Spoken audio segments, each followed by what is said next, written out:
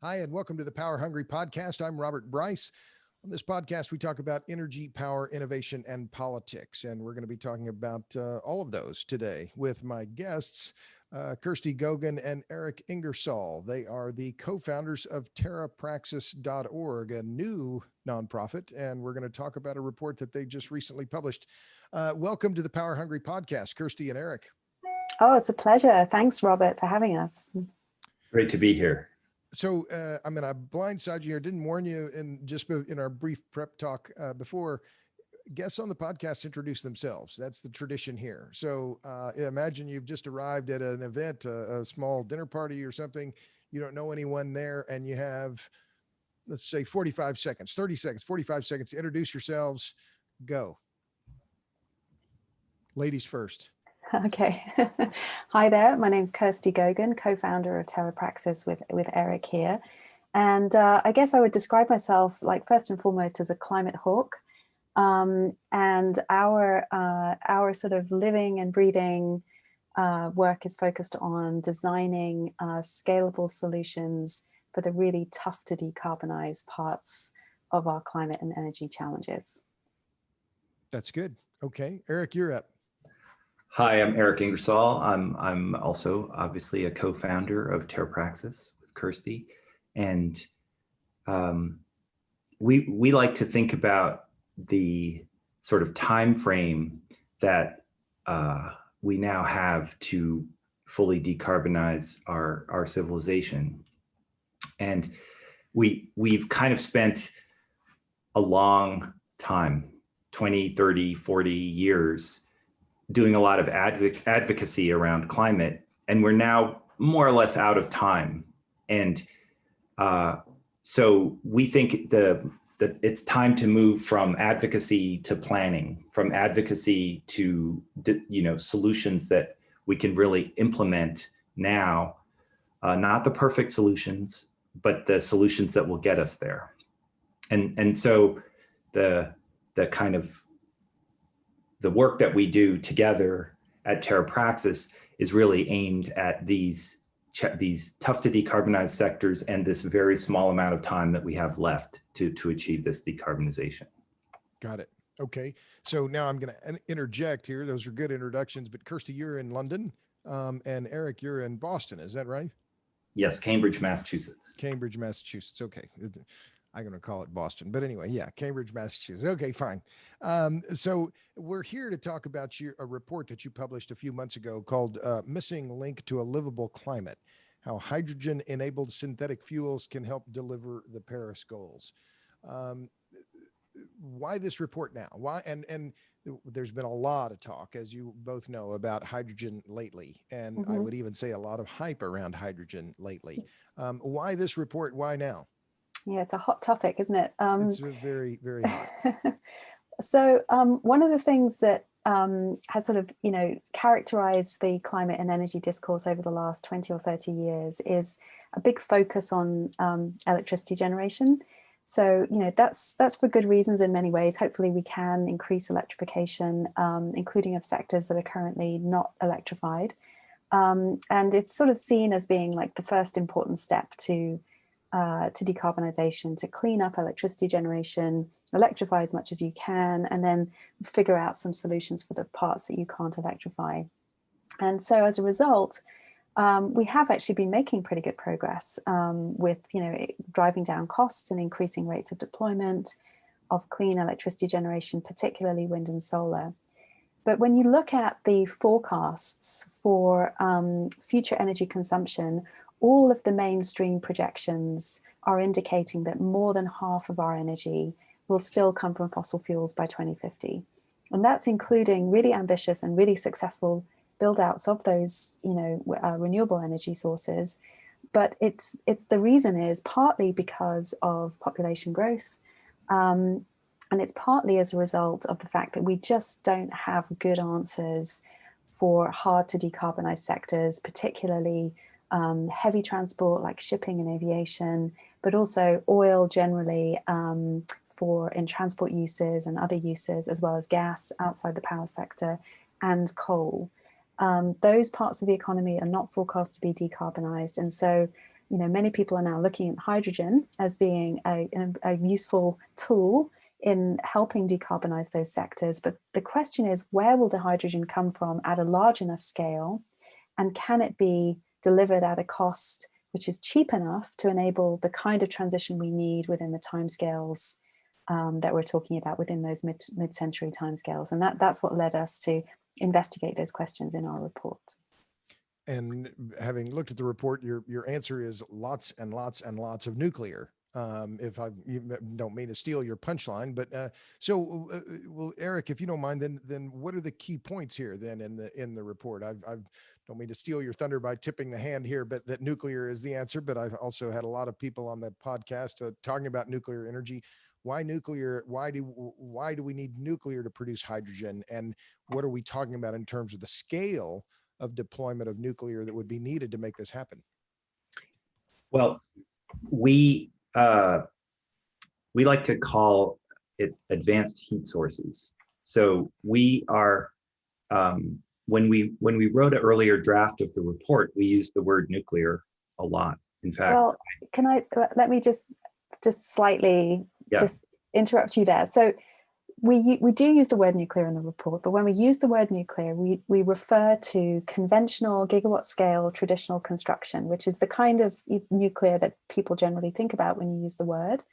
And then we really deliberately, very intentionally talk about advanced heat sources when we're describing the very, very innovative technology configurations that are included in the report that really have nothing to do with the great big construction projects that we see being built today in Europe and the United States. And so that's, sorry to interrupt you, Eric, but I think it's just really important that we wanted to make that very, very clear distinction, that we're talking about something very, very different. Very helpful. And so the challenge is that even the sort of reduced forecasts for, say, liquid fossil fuels in 2050, even assuming a lot of deployment of renewables and electrification of transport options and so forth, there's still a very, very large amount of oil being produced and used. And it's hard for people to understand the scale of this. This is not something that we're going to solve by building a few hundred gigawatts of wind farms, right? Like the goal for Europe is to have, the stretch goal is to have 750 gigawatts of wind by 2050. This amount of fuel use that we're talking about equates to, if you're making it from electrofuels, so if you're making electricity and then making hydrogen and then making fuels, accounts to about 14 terawatts of energy. 14,000 gigawatts, or 20 times with the number you just mentioned. Exactly. Right. Exactly. So there's a kind of, although we have, as Kirsty said, although we have massive ambitions to deploy, lots of solar in very sunny places in the world and lots of wind and all of this stuff, the energy system is really so big that people, it's very easy to, especially if this isn't your field, it's very easy to just kind of say, oh, that's a lot, but that must be enough, right? When in fact it's 1/20th of what's needed. And that's really, just to be clear. That's just to be clear. That's just to displace oil in the European market. That number that you just no. 14 terawatts is global oil and gas. Okay, all right. But what I'm hearing though, can I paraphrase what you just said? Is that renewables can't get us there? Is that a fair assessment? What we found is that, that renewables, we did a very extensive literature review of the Bloomberg New Energy Finance, McKinsey, IEA, NREL reports looking at projections for hydrogen production from renewables in 2030, 2040, 2050. And what we found is that it's no one is expecting wind and solar to be delivering hydrogen at the target costs that will be necessary for hydrogen to be a useful ingredient in the production of clean synthetic fuels. Because actually what we need, and we haven't really covered this yet, but if the hydrogen is going to be useful, not only do we need a very large amount of it to be produced reliably, but it also has to be really cheap, like really cheap. And the target cost that we set in our report in order for hydrogen to be a useful ingredient in clean synthetic substitute fuels is around 90 cents a kilogram. Right. Less than $1 per kilogram. So if yeah, I can and interrupt, Robert, sure. The key thing, I want to make sure I didn't really fully answer your question about what the kind of framework is here, but we believe that for decarbonization to happen quickly, you need to have substitutes that require very little change in people's behavior and in the way supply chains work and so forth. And that very little change is a combination of technical change, like you don't need to buy a new house or a new car or whatever, but also very little economic change, meaning you don't have big economic dislocation from high prices or, big risks or all these other things, right? So in other words, if you were designing a way to decarbonize quickly, which by the way is our goal, and that's what TerraPraxis works on, you need to find ways to rapidly transform very large energy systems. And the only way that we can see to do that is to find ways to use the existing infrastructure, but to decarbonize it. And for fuels, that means comparably priced fuels that can work in the kind of equipment and applications that people are using fuels for today. And people will say, oh, but it's more efficient to have an electric car. You're not making electricity and then making a fuel and then kind of using the fuel inefficiently in the engine and all of that. That's all true. But the point is that's what we do today. And if we want to rapidly decarbonize that, we need to supply. We're not saying don't electrify as much as you can, but don't fail to decarbonize because we fail to fully electrify everything. And that's what we're worried about. And that hydrogen fills that need then for those difficult to decarbonize sectors, then that you can use hydrogen and most importantly, fuels made from hydrogen. So that would be, in particular, ammonia was one of the ammonia and synthetic hydrocarbons. Yeah, right. And NH3 would allow you to, and there is a lot of work around ammonia as a motor fuel because of the zero carbon emission at the point of use. So but let me back up for a moment. So TerraPraxis, I know that you both have been affiliated with other organizations, including Lucid Catalyst. What is TerraPraxis? And I know it's a new nonprofit, and the name is on the report. But tell me about TerraPraxis, when it was formed, and who funded this report. Kirsty, do you want to go ahead, Eric? Okay, so there's been a very successful.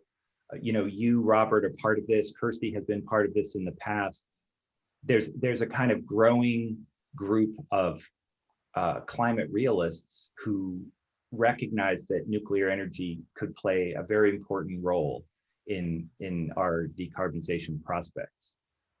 And this sort of activity and campaigning has, not completely, but to a large degree, successfully sort of made the climate case and the sort of environmental justice case and the energy access case for the role of nuclear energy as part of a completely clean energy system. But we still, we're still kind of, if you sort of look at the discourse, we still end up having these kind of debates about, oh, should we keep the existing plants open or not? Or, like, can we really make large light water reactors cheap enough for them to be a scalable solution? And all these things, which are interesting and good questions, but they're not really kind of driving hard at these difficult to decarbonize sectors. And these difficult to decarbonize sectors are actually what's going to kill us. Like the fact, if those fail to decarbonize, we're in a 4-degree world, 3.5 or 4-degree world. So we saw both the need to get working on more scalable, rapidly deployable things that could address this decarbonization challenge. And because we know a lot about nuclear technology and all this other stuff, we realized, wow, there's ways to redeploy, there's ways to take nuclear technology, package it into different deployment models, and actually direct it at these difficult to decarbonize sectors. And so those would be surface transportation and aviation in particular you're talking about here. Yeah, shipping, well, fuels for heavy transportation, gas, hydrogen for gas networks. And then even though there's a lot of progress in rolling out low cost clean energy, lots of the projections show that in the developing world, we'll still be running a lot of coal plants in the 2040s and 2050s. Somewhere between. So TerraPraxis was formed then to push this agenda then? Is that a fair, I'm just yes, trying to. Well, to help architect solutions out of the technologies that are standing around, and then to really kind of launch those solutions into the kind of commercialization ecosystems that can help deploy them at large scale. Yeah, because what's interesting is that we haven't really applied the same kind of creativity and thinking around business models that have led to the success we've seen in wind and solar. So wind and solar have really benefited from very dramatic cost reduction and increased rates of deployment. And that's partly as a result of a very concerted, deliberate effort to make those technologies as viable as they are today and begin the job of transforming the global electricity system. We just haven't applied that kind of thinking and innovation to nuclear technologies. And much of the innovation that we describe in the Missing Link report isn't actually to do with reactor designs and the nuclear technology itself. It's actually to do with the application of the particular attributes that we see, which is the production of high temperature heat, low cost power, high capacity factors, and a tiny environmental footprint. But the real innovation is in moving into high productivity manufacturing environments that can roll out really large numbers of these really large, complex, highly regulated machines that need to perform, an important job, but ultimately can produce very, very large amounts of drop-in substitute fuels that are cost competitive with fossil fuels today. And that's the innovation. It's moving into shipyards, it's moving into high productivity environments, and it's reimagining how you deliver these advanced heat sources to be really, really useful, designed to the problem that they're trying to solve. Sure. So I want to get to the shipyards discussion, but just to be clear then, so that TerraPraxis then is a U.S. NGO then? Is it based in the U.S.? Where does it we're based in UK and the US. Okay. And we are, as Eric said, we're sort of architecting these solutions, but our kind of shared mission is sort of thought leadership and originality, hopefully in bringing fresh ideas for how to solve difficult problems into the world, but then engaging directly with actors in order to operationalize those ideas. So commercial, when you say actors, you're talking about commercial deployment and fostering commercial deployment. Policy support, investor confidence, commercial realization, regulatory interactions, communities, customers, all the sort of ecosystem of actors that will be needed to actually realize these ideas in the real world. Yeah. So Robert, like a way to think about this is it's sort of like you have the primordial soup, right? And eventually the primordial. That's always a good introduction. Well, no, but you have the primordial soup, and somehow molecules that we now consider to be part of life came out of that thing. But for many, many years, it was just kind of random, chemicals and molecules just bumping into each other. And we can't allow the kind of random process of solution development to happen, because we don't have time to do that. So we need to be carefully screening and designing the solutions to be highly scalable and highly cost efficient, and to fit into existing supply chains, and to make use of things that are already at scale in our economy. So, and take into account the need for all, to increase global access to energy as well, which is another very important missing detail that we find in lots of other climate mitigation strategies. The forecast that I mentioned earlier about half of our world's energy coming from fossil fuels by 2050, not only builds out, includes a very large amount of wind and solar being successfully deployed, but also assumes that up to 3 billion people will lack access to any electricity at all, which we find to be not a success case. That's right. Yes, that would be the understatement. So, and in terms of the funding, who funded the report? Where are the origins? How did you come about making this? Where did the money come from? So this was writing in the evenings and on weekends, and there was no funding. There was no funding, and it was a very extensive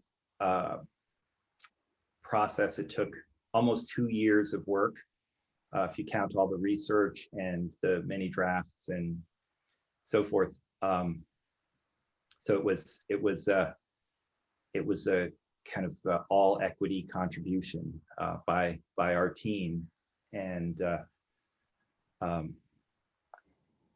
but we're that the kind of effort and focus, because it really wasn't for someone else, it was for us. It was us kind of putting our vision and our concern first, and really, this report is really designed to be read by large fuel users and large fuel companies as a pathway to becoming the solution to climate change instead of the cause of climate change. Got it. So if I can jump in just into the mechanics of this. So I've been following the hydrogen discussion, and hydrogen comes in lots of different colors. Can you explain just briefly, and I do mean briefly because I don't want to get bogged down too far here, this green, blue, gray? No. You don't want to talk about that. Well, I personally don't subscribe really. If it's anything, this is green hydrogen. If green means zero carbon, which is what frankly it should mean, because when it comes to climate change, the only metric that we should be paying attention to is carbon intensity. And then after that, we should be paying attention to cost, and we should be paying attention to availability and scale and rates of deployment. Those are the kinds of metrics that we should care about when we think about our challenge in terms of, full net zero carbon emissions by 2050. We've spent all year last year talking about how we have 30 years to 2050. We've got 29 years now. So if anything, then green. But I really don't want to spend too much energy arguing with people about, whether green should be renewable or, this is fair enough. But so your point is that the hydrogen production has to ultimately be zero carbon as it's in the manufacturing. Absolutely. And ideally carbon negative, and that's even more fun. But let's take zero carbon. But ultimately, then to do that, you're talking about it in one way or another, an electrolyzer. You're splitting water. You're splitting the water molecule. Yeah. Right. Okay. So you had a good section in the report about the importance or detailing the energy output of various electricity generators. That table is going to be very helpful for me, by the way, because I'm always doing these calculations and trying to figure out, what's the capacity factor, how many hours per year, then doing the math. So why is capacity factor? You're talking about electrolyzing water, H2O. You're splitting off the hydrogen from the oxygen. Why is capacity factor so important when you're talking about that original source of energy to produce hydrogen? Why do you need high capacity factors? It is high utilization rates. Why does that matter?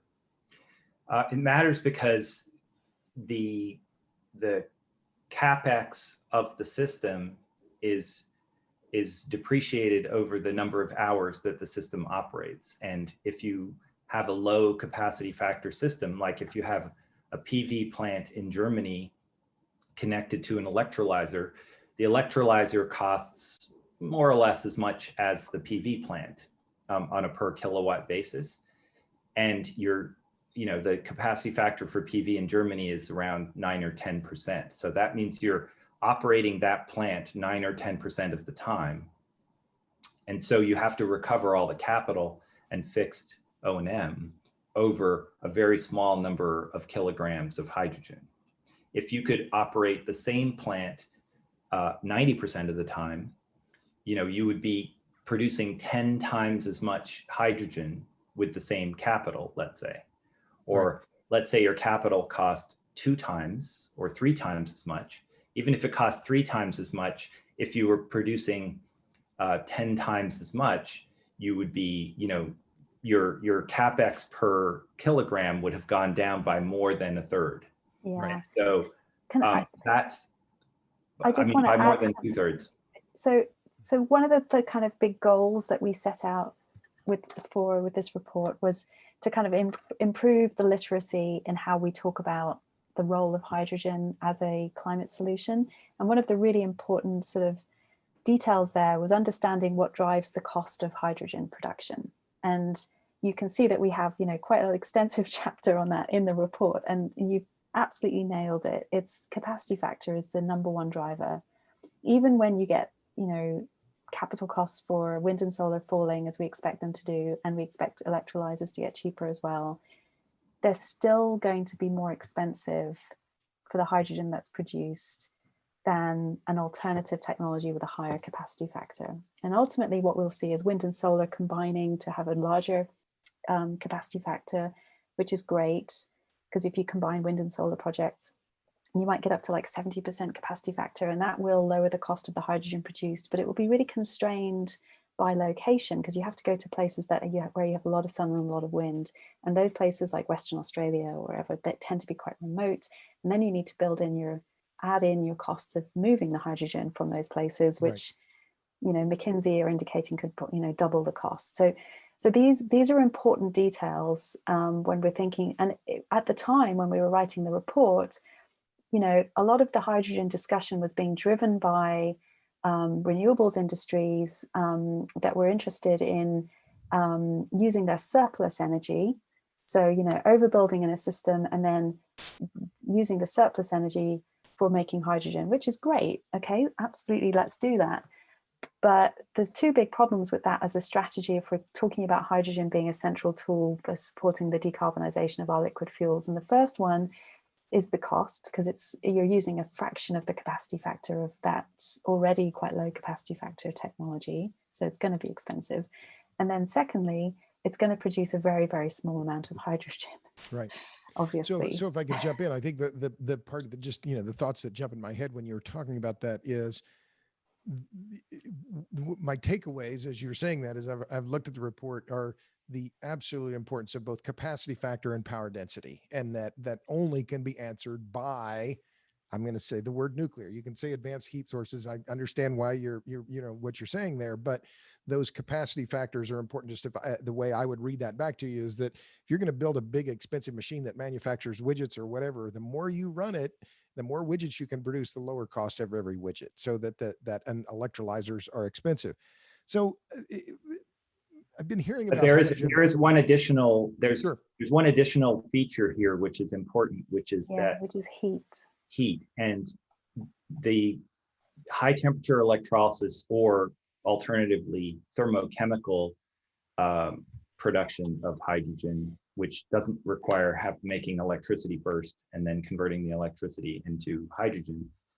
Those 2 methods either in the case of high temperature electrolysis, improve the efficiency of electrolysis dramatically by doing electrolysis of steam rather than of high temperature steam rather than of water, and thermochemical, which just uses heat to run through a kind of a refinery type process that doesn't have waste products to make hydrogen. Those 2 approaches both have higher efficiency, considerably higher efficiency. So, with a high temperature reactor, high temperature electrolysis can be about 90% efficient, Huh. Okay. which, electrolyzers today are somewhere between 60 and 65% efficient. I see. So Gotcha. that's a 50% increase in efficiency. Right. Or 30% increase in efficiency. And the effect of that is, it's not like, so one thing that we do in the report, which is really helpful, is we differentiate between sort of like crazy high production costs, which are, in the sort of $3, $4, $5, $6 a kilogram realm, which is, so a lot of the discussion about hydrogen prior to this year, basically nobody ever talked about the cost of any of it. Right. So in addition to improving the literacy around kind of what it is that drives the cost of hydrogen, we also wanted to make people really kind of think hard about what it means for hydrogen to cost a certain amount. So there's a line on our chart which shows the highest oil prices ever and the sort of highest natural gas LNG traded prices ever. And what you can see is that people are talking about making hydrogen for prices that are twice the highest oil price that we've ever experienced in our economy. And that's just not going to work. Well, right. It's not, it's like a kind of weird discussion. It's not technically or economically relevant to anything really. So there's this kind of whole discussion about renewables and hydrogen where the prices that they're talking about are just, completely disconnected from anything that's commercially useful. Then there's this discussion about how in the future, we might get down between $2 and $1 hydrogen if we, building huge projects in Australia and all of that. But, there's the cost of transporting it and so forth. But that, frankly, that could be useful, right? Those kind of large projects making very cheap hydrogen could be useful. But the thing about the thermochemical approach and the heat assisted electrolysis approaches is that those don't make a difference if you're comparing $6 to $5 hydrogen. It doesn't really matter because they're both too high.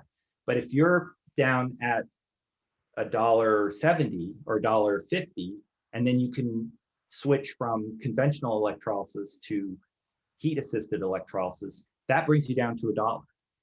That's transformative, because really these, what we're going back to what we said about what was needed here, what we need is cost competitive synthetic drop-in fuels. Right. Because of the scale, but the scale of the system is so scale and speed. Right. Like if you don't make it the same price, you can't force everybody to use that thing. If Right. you can make it the same price and drop in, what's the argument against, it's like, is it cheaper to save the world than to destroy it?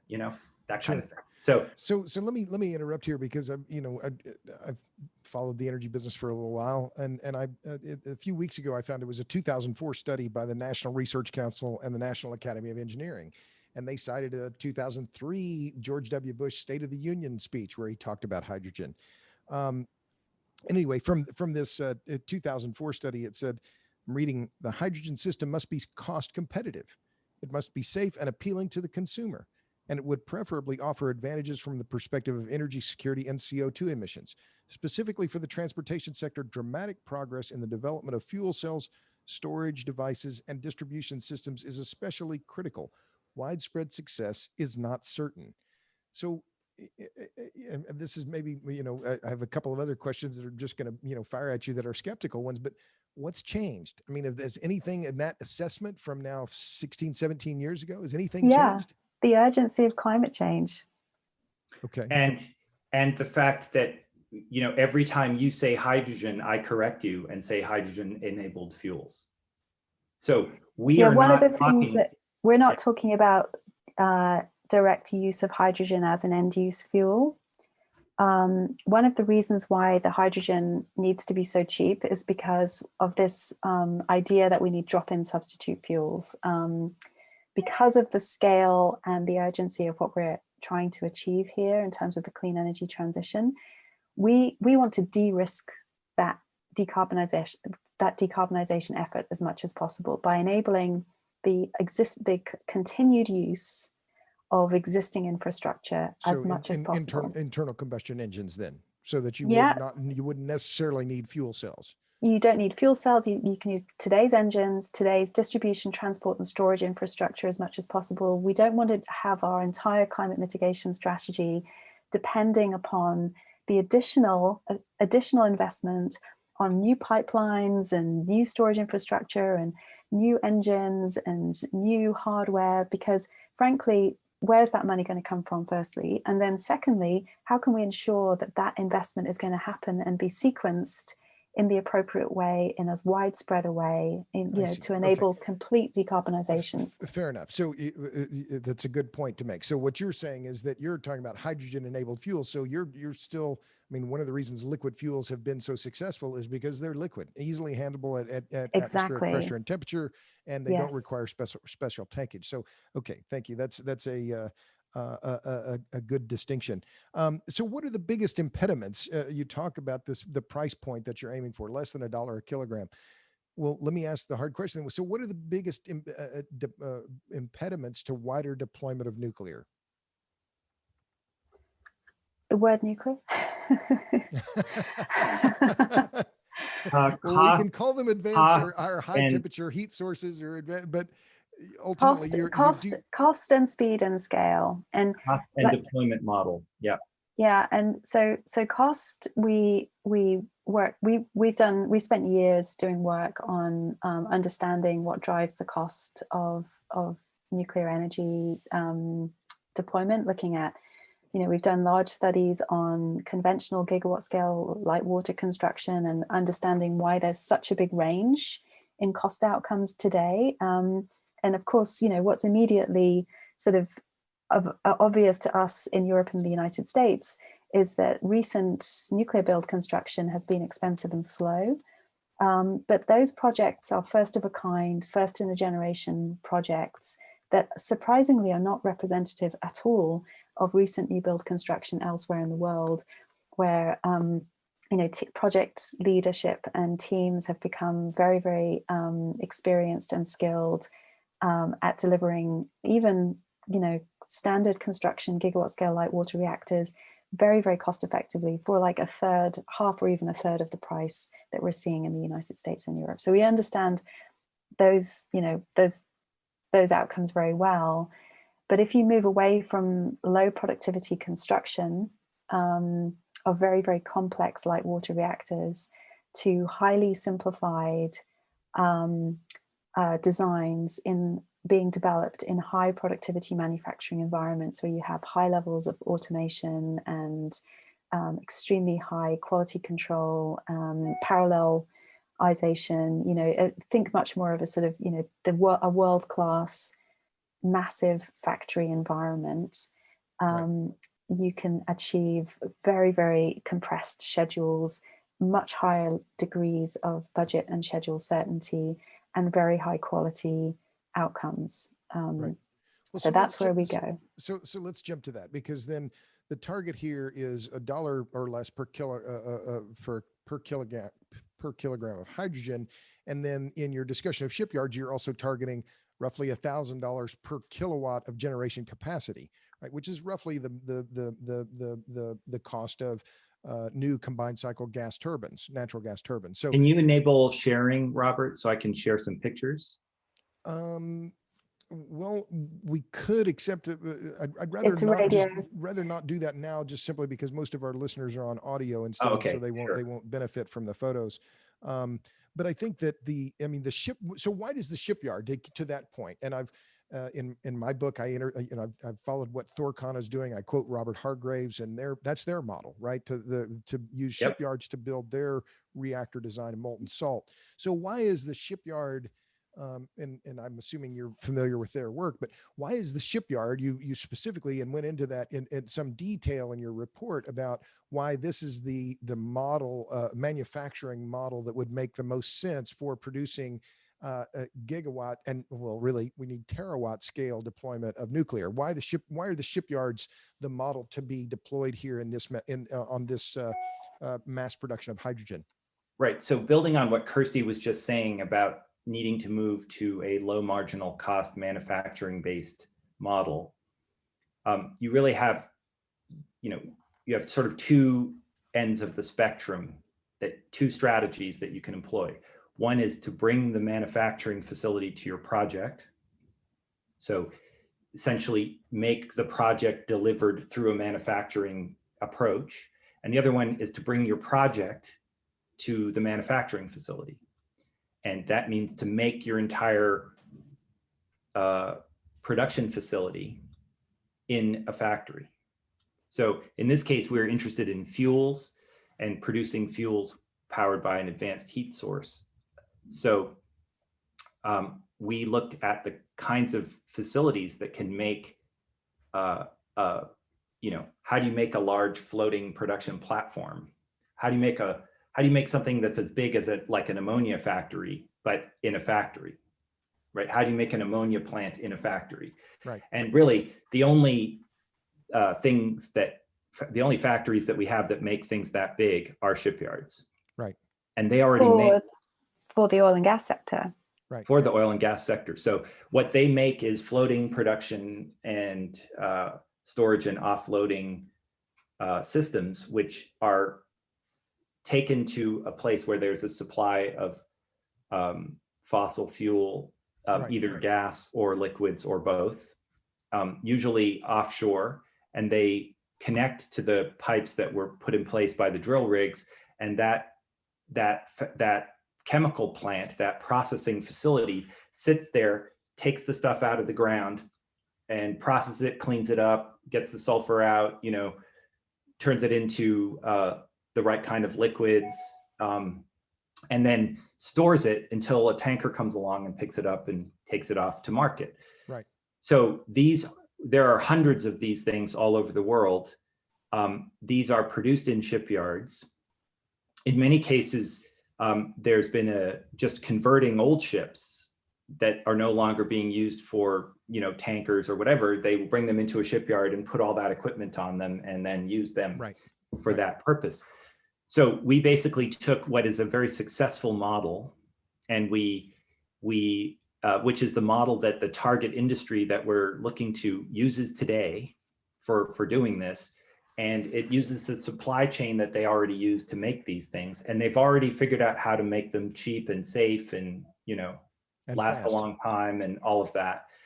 And so we just reimagined a different kind of FPSO, one that doesn't require the well into the earth, and but that you can deliver to either locations where it's advantageous to site these things for various reasons, or to locations that are close to the markets where you want to deliver the product.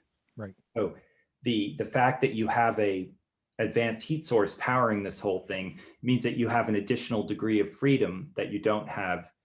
It actually means a couple things which are important. The most obvious one is that you have much more freedom about where you site it. But it turns out, as we learned more about the way these FPSOs are made today, each hydrocarbon reservoir is quite distinct and unique. And it will have a different amount of sulfur and a different amount of, H2S and carbon dioxide and liquids to gas and all of that stuff. And so you need actually a very specifically designed plant to process that resource. Sure. So actually they end up designing them each time for the specific resources that they're going to. Which is one of a really good way to make things expensive.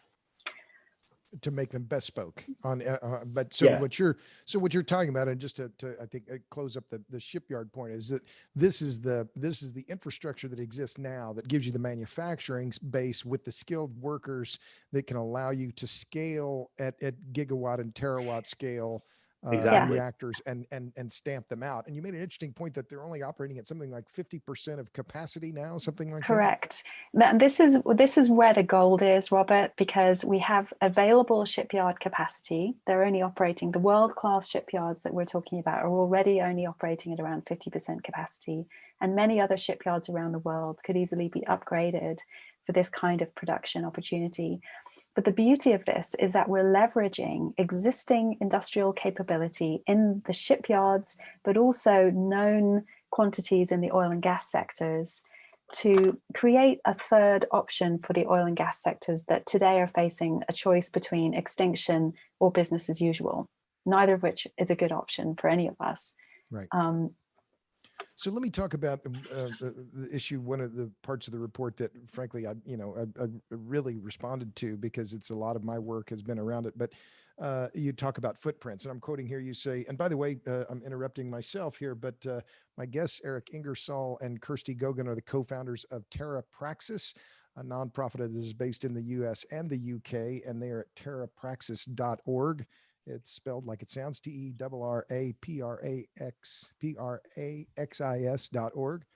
But about the land footprint, you say that that you're talking about relatively small physical and environmental footprint, allowing large areas of land to be spared for rewilding and regeneration of natural ecosystems, unlike the energy sprawl associated with country-sized renewables, industrial developments, or extensive use of biomass. And you specifically cite a solar project, the Cleve Hills solar project, which I don't know if has been green lighted or not in Kent, 350 megawatts over 387 hectares. You said this is to use your point, where the gold is. We calculated it would take 76 Cleve Hills, covering an area of 295 square kilometers, to generate the same amount of energy as the proposed Sizewell C nuclear plant. So you're talking about a massive footprint for renewables. My question is, and I really responded to the area. Well, they got another citation here from your report. Why do so few academic reports talk about the land use implications? Because this seems to be the fundamental limit increasingly, both in the US and the UK and Europe and Australia. And it's not just about the generation plants themselves, but also the transmission lines. So why is this? I really love that in your report. Why are so other academic reports looking at this and looking at it as a real constraint? I think this goes back to the comment that I made right at the beginning of the show, which is that we come to this as climate hawks. We want a plausible path that meets the requirements for energy equity, energy access, and also decarbonizes our system within the time frame that the climate science community has said we need to do this by. That's different than being a tribal technology advocate for a given technology. And there are plenty of people who are tribal advocates for nuclear, and there are plenty of people who are tribal advocates for renewables. And people need to get out of advocacy mode and get into practical problem-solving mode. And right now, people, the whole discourse about climate is stuck in a kind of, everyone thinks that the goal is to convince somebody of something and to advocate for your technology and all of this. And so there isn't really an interest to explore the practicalities of doing this. And maybe, when I look at it, I see that there's an opportunity to deploy a very large amount of wind and solar in the right places, in the right ways, but that is going to be quite limited in the later decades. And in the meantime, it's already being limited now. But But my point is whether you think there's a large amount in the near term or a medium amount, we should still do it, and we should still get as much clean energy built as possible. But recognizing that that's not going to be the complete game. In fact, it's going to be a modest part of the game. We need to really start designing these broader solutions today and getting them kind of really built, installed into the kind of delivery ecosystems that will make them be able to deliver those. And so I think the real issue is that people are still thinking that another paper or another study showing how renewables can do all this stuff is what's needed. There's already been hundreds of those. What's needed is to move to the next level of looking at practically how do we do this stuff. And that's hard for renewables, and it's hard for people in the nuclear space as well, because we can't just put nukes everywhere. And yeah, So one of the things that our report, sorry, Eric, to interrupt you, but we're sort of really deliberately designing a strategy that doesn't compete with the intended strategy for renewables. You know, we're sort of assuming that wind and solar are going to take care of the lion's share of the decarbonisation of the electricity sector, and we're going after parts of the economy that are currently not forecast to be decarbonised, and developing strategies that are employing really underutilized supply chain industrial capability, and designing deployment for footprints that are not competing with parts of the land or sea that are bookmarked for decarbonisation of electricity with wind and solar. So the offshore wind, you know, deployment in the UK, which is likely to form the backbone of the future UK electricity system, for example, is going to take up a large chunk of the North Sea. And Right. Our point is that we can't double count that for hydrogen production as well. So, right. Because there's not going to be enough juice coming from those turbines. So two Or you quick would have points. to build 4 times as much if you wanted to also do enough hydrogen to decarbonize the rest of the system. Right. Well, two points. One, wanted to mention just on the shipyards. What's interesting to me is in the film and in my new book, we went to Beirut and saw the power ships offshore in Beirut. oh yeah, and I know. I was really happy to see that.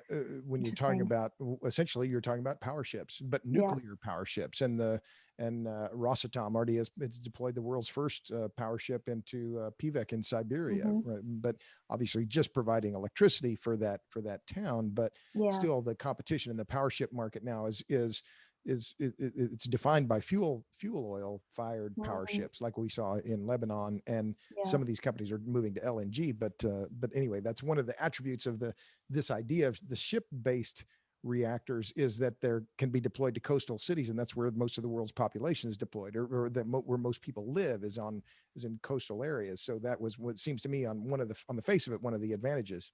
Yeah, so we have a multi-product platform in the report, which is making electricity that's cabled in to shore. We're assuming that this would be moored off, you know, the coast of Ghana, for example, cabling power in as needed for the grid, but also producing hydrogen and ammonia that can be used. The ammonia, of course, can be used in diesel generators and engines and even gas turbines without emissions. So another very, very useful product. And then using the waste heat from the advanced heat sources to desalinate enough water for the entire city region of Accra at, you know, no additional cost, without sort of taking away from the production of the other commodities. And for me, this is really exciting, because we know that financing major infrastructure projects in developing countries is extremely challenging.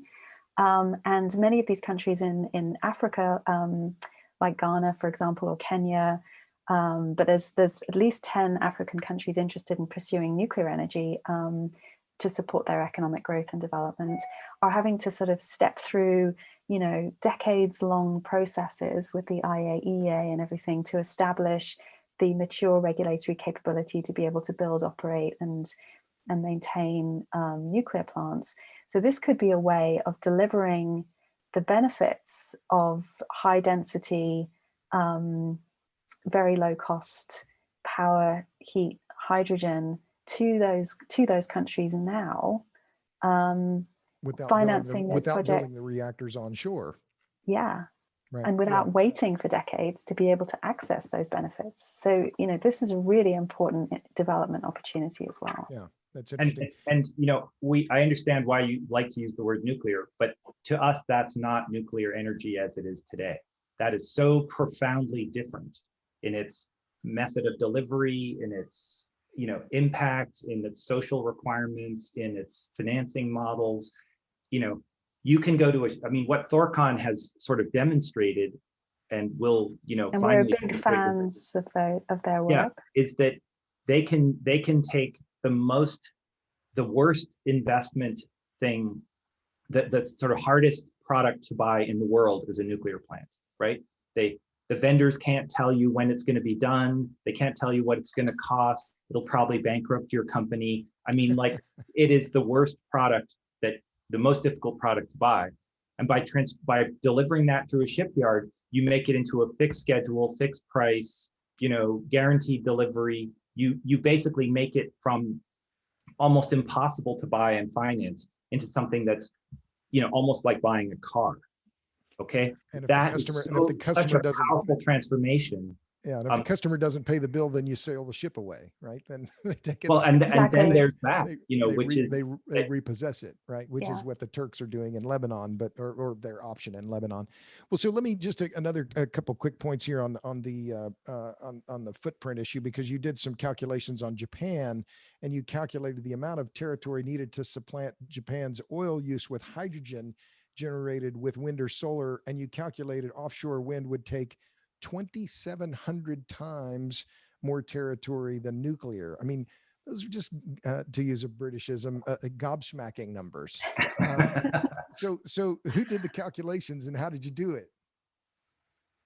Well, I figured for New York, the Indian Point plant about 1,300 times more territory to replace Indian Point with wind. Yours is 2,700 times. I guess that includes the capacity factor. Then I guess, is that the way you did it? That's right. Okay.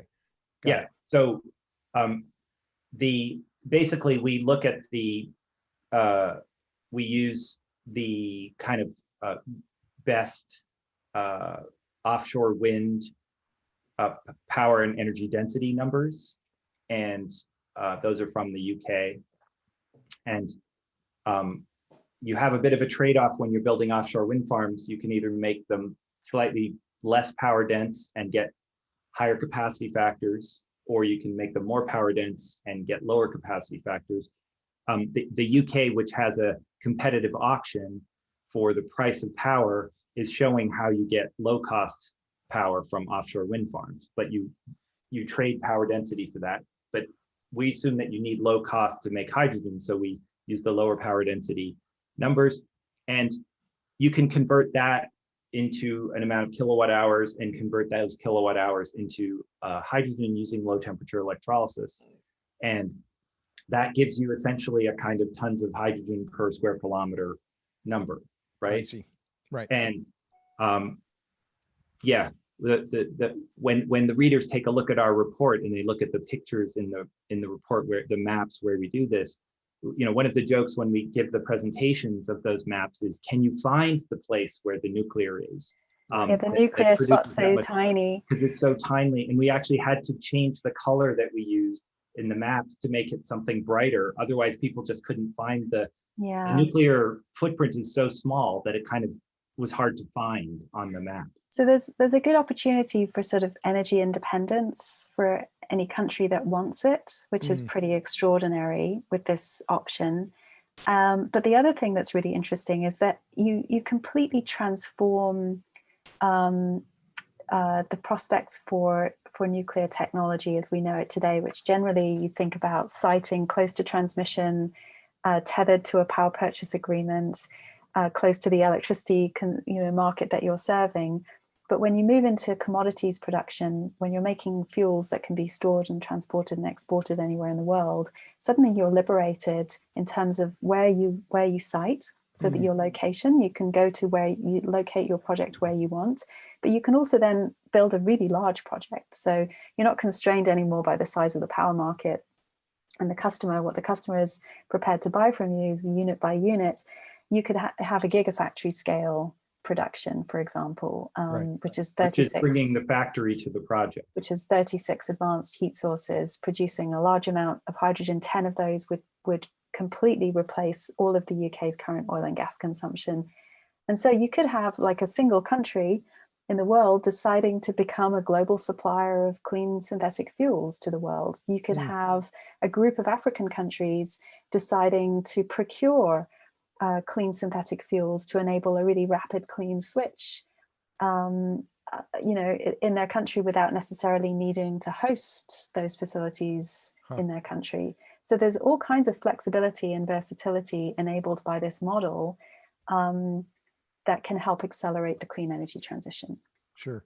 One just quick interjection on the scale and the footprint issue is the way I've thought about that is the lower the power density, the higher the resource intensity, always everywhere, right? If you have low power density, you have to counteract it with other inputs, copper, steel, land, in case of ethanol, fertilizer, et cetera. So, but I thought of the many points you make in the report, to me, some of the most the convincing parts were the maps and just showing that footprint, because it's people love those maps. But we love those maps, right? But it makes the complex simple, right? Yeah. And it, a picture is worth 1,000 or 2 or 3 or 4,000 words in this case, by saying here's what the footprint would look like and here's what you would need. And I think that those kinds of things, make it as simple as you can and no simpler. But anyway, I commend you for that.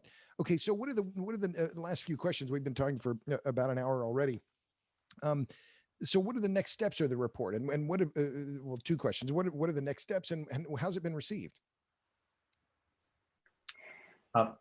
Well, we've had an unbelievable reception for this report, both generally, so various publications and conferences have been very excited about it, but we're also starting to get the real target for us was to change the thinking at the major fossil fuel suppliers, change the thinking at the people who supply the liquid fuels to the planet. And one graph I wanted to mention, Robert, is we have a chart that shows what the investment cost to replace the fossil fuel industry would be. And it shows that the cost of replacing it with this approach is less than the cost of continuing to invest in producing fossil fuels. Uh-huh. And it's the cost for the strategy, the missing link strategy, is about 1/5 of the investment cost of doing it with renewables. So I think when people they kind of see the kind of pictures that we have in there, which make it quite concrete, and when they read the section on how you achieve the economics, and when they see this thing about that it's actually cheaper to save the world than it is to keep burning it up, it's really kind of going into certain locations, certain receptor sites in our economy, and people are really for example, people are telling us, like, this is the most important document that I've ever read. Oh, well, that's good feedback. That's not so bad. Yeah. I think one of the things that I've noticed is that it actually, well, the goal is that we create some hope, that actually this is parts of the problem that we thought couldn't be solved actually could be solved, and that those industries that had otherwise been facing very tough choices, like we were saying a moment ago, extinction or business as usual, neither of which are very appealing, actually do have an alternative. And I think much of the kind of discourse around climate and energy, as we started out describing, has been constrained by a narrow set of technology options, and that by thinking creatively and applying these tools that we have available to us in very new ways, we not only sort of increase our chances of actually decarbonizing in time, but we also increase our chances of doing it cost effectively and feasibly and in a way that will be publicly acceptable, and that we'll be able to maintain our quality of life and even extend our quality of life that we enjoy today to the rest of the world. And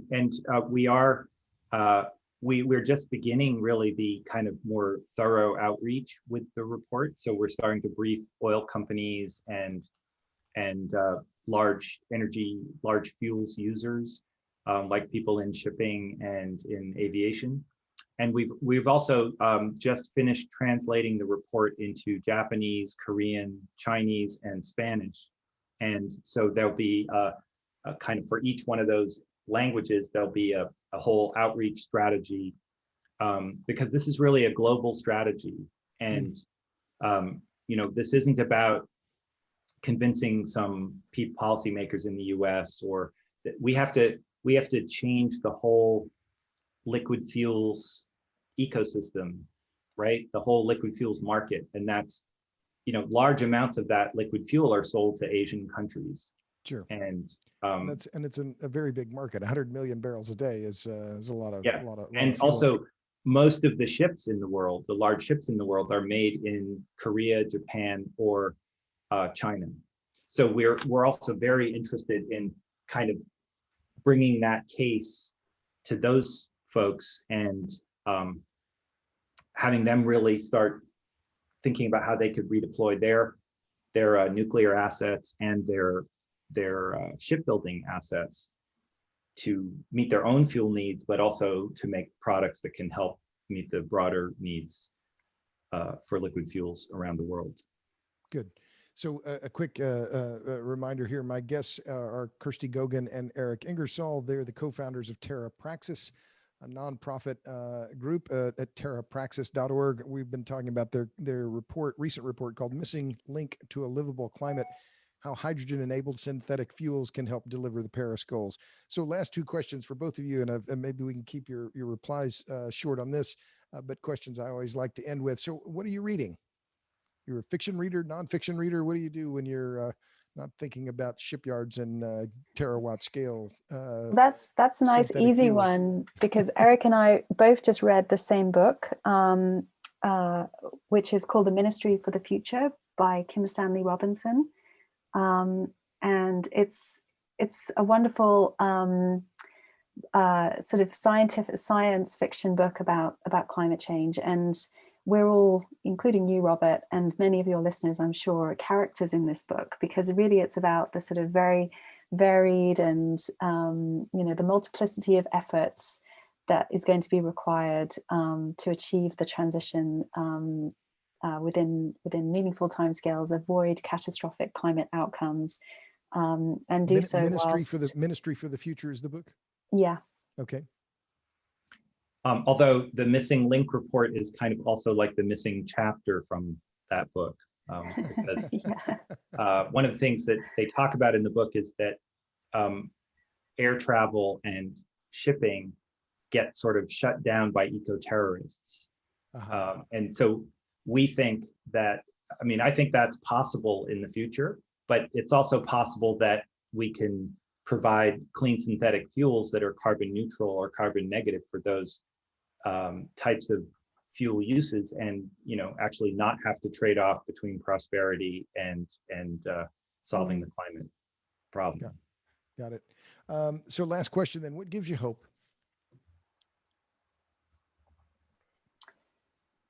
Oh gosh, well, I'm very fortunate to work with very many wonderful, creative, motivated, dedicated, compassionate people, including Eric here. And that's really that effort, that community that we have around us. That's what gives me hope that we can do this. Eric? And I guess for me, the fact that we're kind of able to pull together a vision of ways to solve these problems at a very large scale, and there were a lot of people involved in writing this report, and many experts contributed, and so this is not just our work, but it's the work of a whole community, ecosystem of people, but articulating it in a way that makes it comprehensible, makes it address the things that people really care about, and then having a real positive response that's that could lead to actual deployment of these types of solutions. That is, you always hope that the humans will sort of come to their senses and in the end, after they've tried everything else, do what makes sense. And we feel like there's a real possibility that could happen around these types of solutions. Yeah. So don't cry, work. That's the motto. That's, I like that. Don't cry. We get to work. That's good. Well, I think that's a good spot to stop.